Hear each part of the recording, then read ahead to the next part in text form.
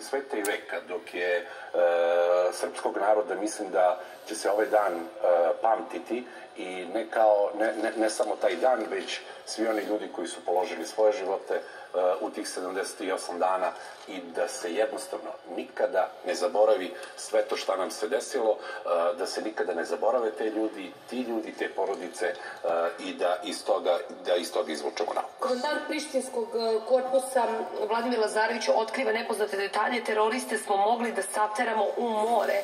Vladimir Lazarević uključit će se danas u naš program ekskluzivno, samo za jutro s dušom.